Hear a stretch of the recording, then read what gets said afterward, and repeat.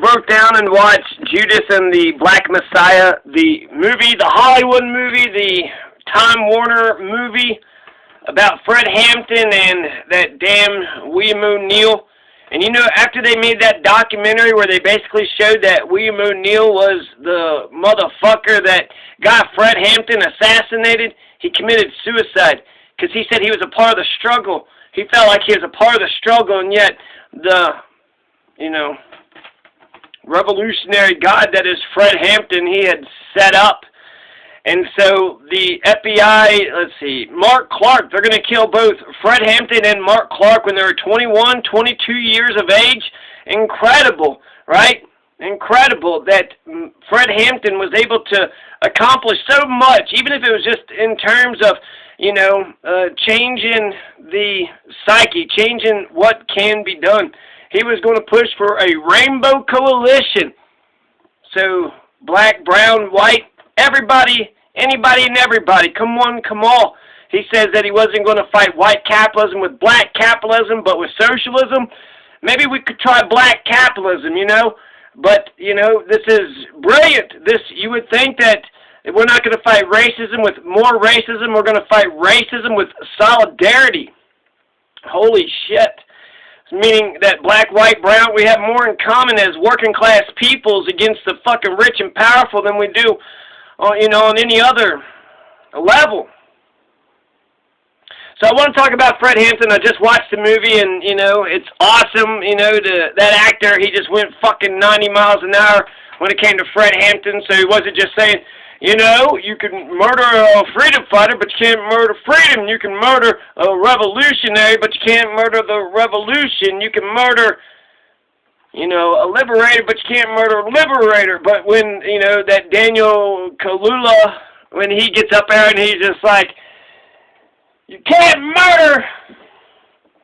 You can murder a liberator. You can murder a liberator, but you can't murder liberation. You can murder a freedom fighter, but you can't murder freedom. You can murder a revolutionary, but you can't murder the revolution. And then he also did that thing, I don't think I'm going to die in a car wreck. I don't think I'm going to die getting struck by lightning. I don't think I'm going to die tripping on shoelaces and falling down a flight of steps. I am a revolutionary. Say it with me. I am a revolutionary. And if they ever tell you to quote me, to say something, you can tell them that the very last words out of my lips is, I am a revolutionary. Fred Hampton's a fucking badass. I want to mention I just wrote these 100 laws of Colorado. We can get all on the same page, right? 100 CRS laws. Most of them are CRS. Some of them are freedoms, part of the Bill of Rights. But this is a restrictive list. Don't let, you know, your pets bite other people. Force can be used to defend a person. Force can be used to defend property or to defend your house from an intruder. Carried concealed is a shall issue. Right to break a vehicle's window to rescue a suffering pet or an at-risk person. No permit required to carry a gun in cars. So really it's all over the place, but a collection of CRS, the laws that I believe were important, not only, you know, just these kind of smaller ones, but a lot of the bigger ones too. Don't rape, don't murder, don't steal, don't... Really the big ones, like, I feel like people are just so contrarian. Instead of saying, hey, do you think force should be used to defend someone's property? And then them being like, blah, blah, blah, blah, blah, blah, blah, blah, blah. Of course, you can use force to defend property, to defend person, to defend your home. That is Colorado law, Colorado code, Colorado Constitution. So, no letting your pets bite people. There's 100 laws right there. I will, you know, it is mostly restrictive. You don't go into somebody else's, you know, state, somebody else's domain, somebody else's jurisdiction, and start living by your own fucking way, right? You got to, whether you're a citizen of Colorado or you come into Colorado, you have to listen to Colorado's rules. Like Bass Reeves says, if you don't live by rules, what the fuck do you got? What do you got? I gotta what? Pretend you got a conscience? Pretend that what? So you'll make a sucker out of me? I want good motherfucking people around here. I want good, nice, polite, non-criminal, you know.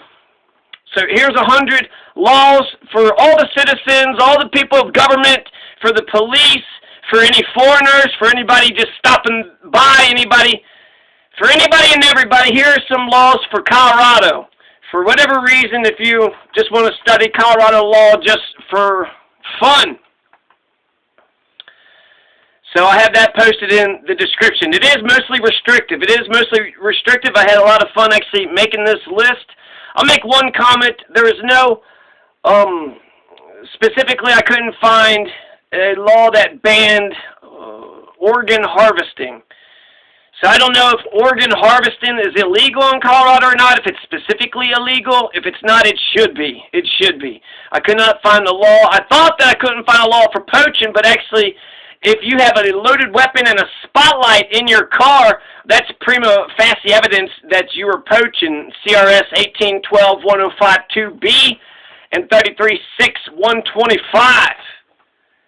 So there you go.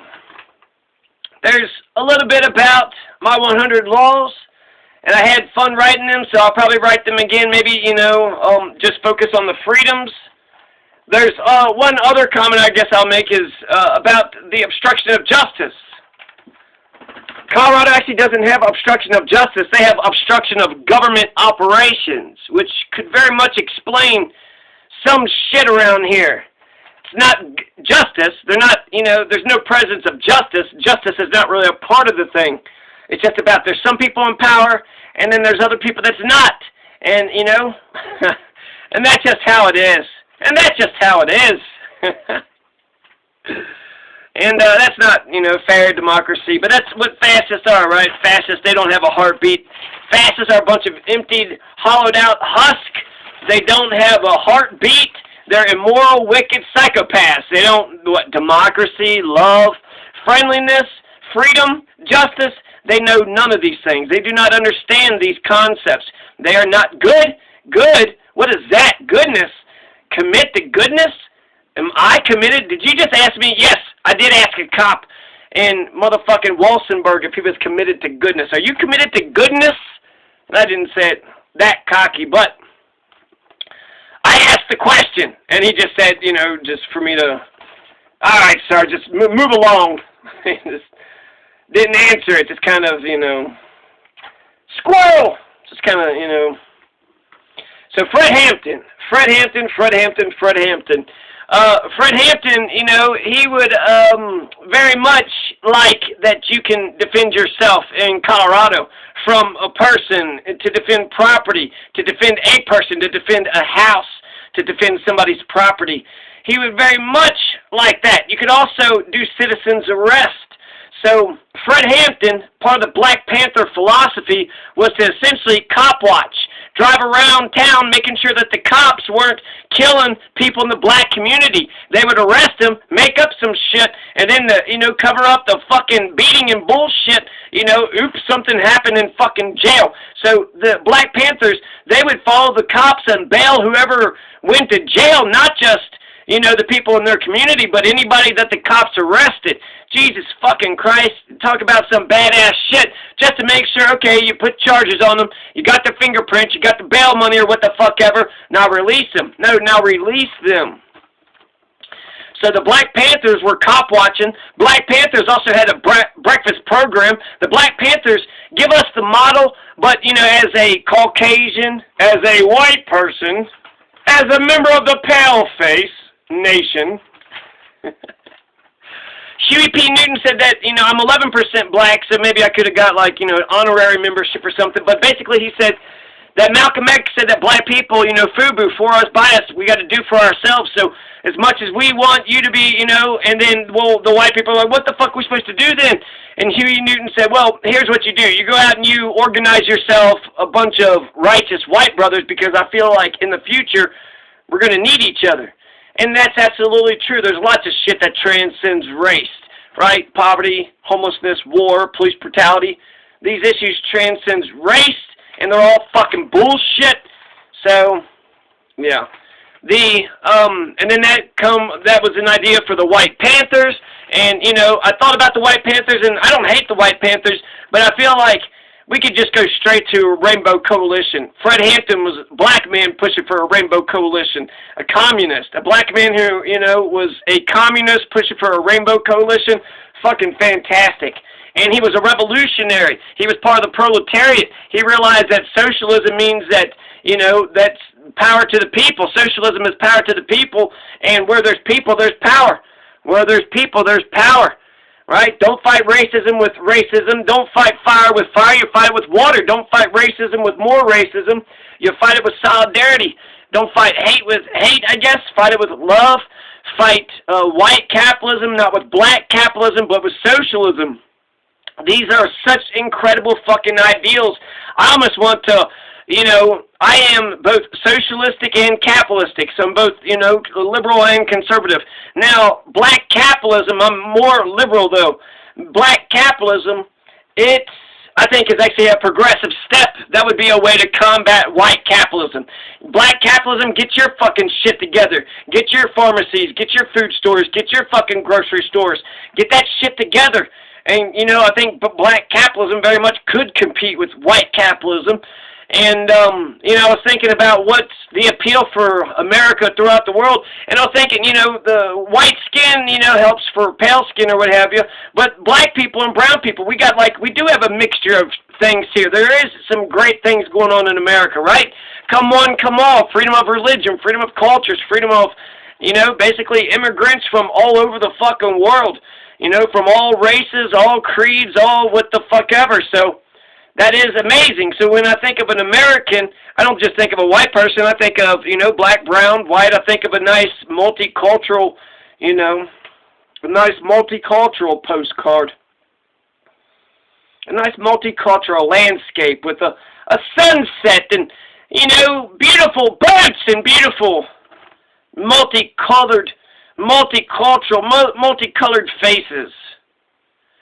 Stokely Carmichael, Eldridge Cleaver. There's a shit ton of fucking Black Panthers. Malcolm X would be the, you know, I guess the inspiration. Fred Hampton, the Huey Newton, Martin Luther King. There's just, when I think about the 60s and the 70s, Fred Hampton, I think he's actually probably the motherfucker you should organize. A 21-year-old young black man standing up against the entire machine, and all his shit is right. All shit, he says that war is politics with bloodshed, and politics is war without bloodshed. So that's the difference between war and politics. War is we're all shooting each other. Politics is we are not. And so therefore, if you're a peaceful person, you're thinking politically. If you're in America and you live in a democratic republic,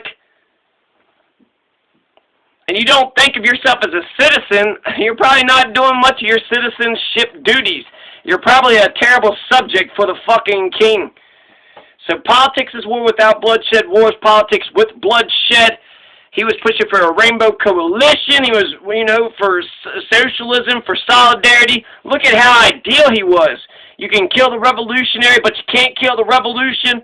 If they kill him, the last thing that he wanted us to know about Fred Hampton, that he was a fucking revolutionary. Fred Hampton was a revolutionary. Tell them that the last words on his lips, well, he was drugged by fucking William O'Neill. Fucking William O'Neill drugged him, so Fred Hampton didn't even have the mindset to get up. And the way they fucking killed him, the way they murdered Fred Hampton, Jesus Christ. I think Fred Hampton would have loved Bass Reeves. I think Fred Hampton would have loved the Bass Reeves. So Mark Clark was 22 years old. This happens at 3 in the fucking morning. You had 99 shots going in and only 1 shot going out. And not even for sure who shot the 1 shot going out.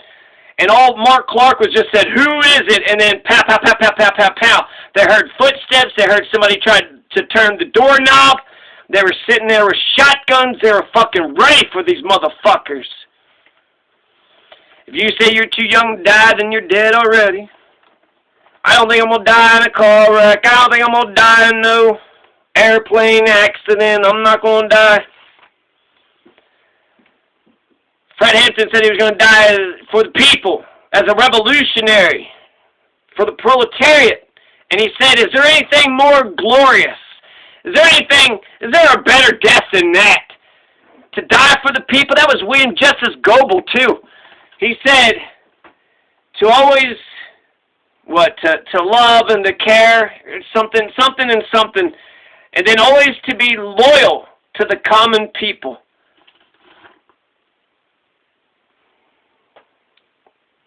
William O'Neill, that piece of shit FBI informant, the best thing William O'Neill was fucking offed himself.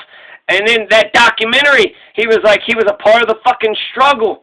And then it was right after the documentary came out, and he was like, Jesus Christ, I really fucked some shit up. But, you know, the FBI did put a twist, you know, William O'Neill's arm. He was a fucking thieving, you know, car thief. So the FBI just, you know, took this fucking car thief.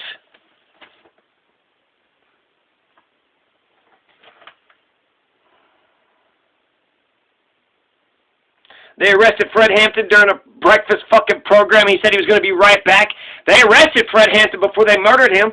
So Fred Hampton served a year or 2 in jail. He's 21 years old. He is going to serve 2 years in jail. And you know what the crime was? The feds. You know what the feds, you know what the crime that they charged Fred Hampton with? Stealing $70 worth of ice cream. Did you take that ice cream out of that cooler? I said not that cooler, but that cooler. You took it out of that cooler? Well, then you owe me $70. I'm not paying you that. Well, now you're going to jail for 2 fucking years. That motherfucking ice cream man had some, you know, friends in high places. But what the fuck? Jesus Christ. Fred Hampton goes to federal penitentiary for fucking ice cream? Shut the fuck up. Shut the fuck up. So when I think about the 60s and the 70s, you got Medgar Evers, you got RFK, JFK, Malcolm X, Martin Luther King. All these people that got assassinated, they got fucking killed standing up for, you know, what they believed was right. Mark Clark, who is Mark Clark? Mark Clark was a loyal fucking soldier to Fred Hampton, and he got it. 22-year-old, had a fucking shotgun, met the fucking door, right? Motherfuckers, you know, feds are right side, right there. And then they just shot and killed, just shot everybody up. Apparently a gunshot was heard. But the way that they depicted it, and I think on screen was pretty close to probably how it happened. They were trying to get in. Somebody said, who is it? Shot. Immediately shot Mark Clark because he was the man at the fucking door.